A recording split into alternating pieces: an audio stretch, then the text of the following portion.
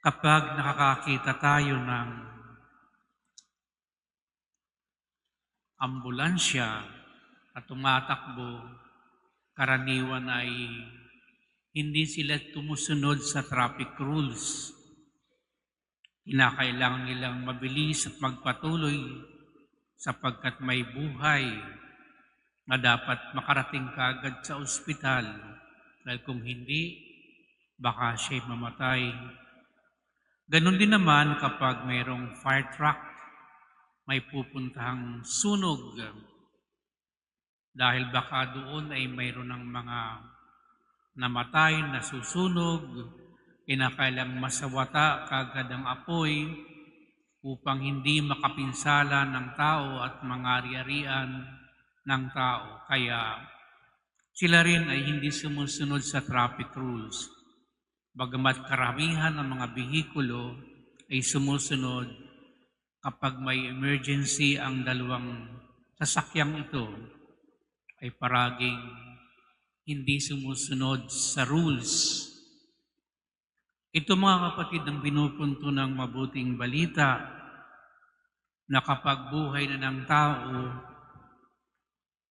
ang nakasalalay, kinakailangan ang active charity. Kahit araw ng pamamahinga, dapat siyang tulungan sapagkat siya ay may buhay at kinakailangan siyang iligtas. Dahil kasi sa araw ng pamamahinga, ang dami-daming mga kautusan na idinagdag ng mga eskriba at mga pariseyo, maging ang pagkikitil ng mga uhay sa bukid, ang dami nilang dinagdag. Ang sabi nga ng Panginoon minsan, kapag kahit yun ng inyong mga tupa na hulog sa balon sa araw ng pamamahinga, inililigtas ninyo at kukunin ninyo ang tupang ito upang wag siyang mamatay. Tao pa kaya?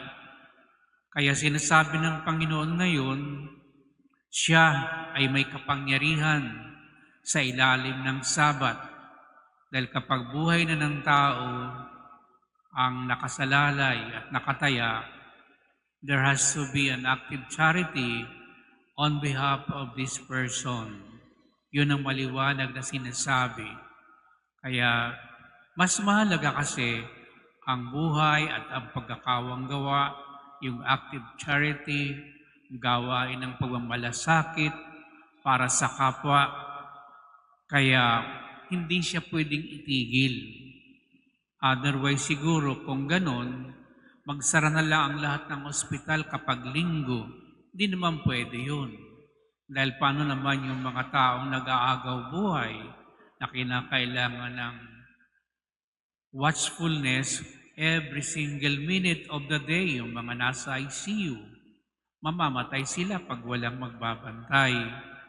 Kung kaya, ito ang sinasabi ng Panginoon dahil siyang may akda ng buhay, He is the Lord of the Sabbath, dapat ay may exception palagi sa rules.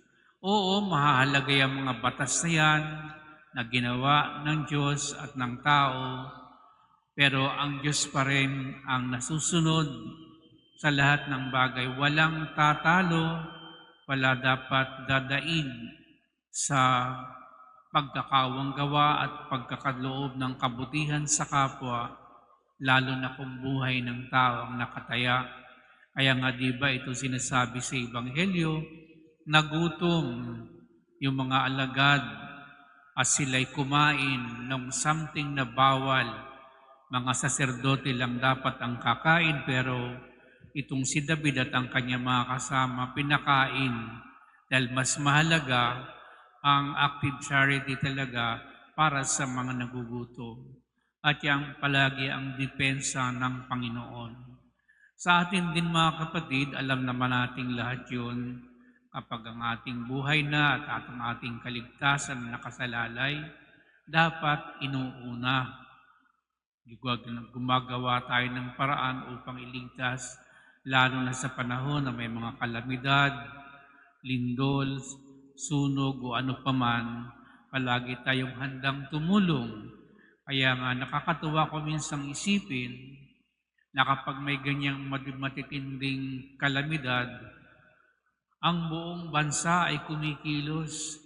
Kapag halimbawa yung bulkan doon sa Tagaytay, nakita natin kung paanong truck nagkaka-traffic, yung mga nagpapadala ng ayuda doon, mga kung ano-ano mga goods at mga serbisyo. Dahil kinakailangan magligtas at maging instrumento tayo sa pagliligtas ng ating kapwa-tao. Kaya yan ang katuturan kung bakit ang Sabat ay isa sa mga batas na pwedeng suwayin kung ang buhay na natin ang nakasalalay. Dahil mas mahalaga talaga ang charity sa ano pa mang mga batas-batas na meron tayong mga tao. Kaya ito mga kapatid ang nagiging gabay natin sa lahat ng pagkakataon. Rules are good because they help us to be orderly, hindi chaotic ang buhay natin, but palagi kapag tao na at ang kanyang buhay ang nakasalalay, rules can sometimes be broken. Pwede siyang suwayin dahil mahalaga talaga ang buhay nating mga tao.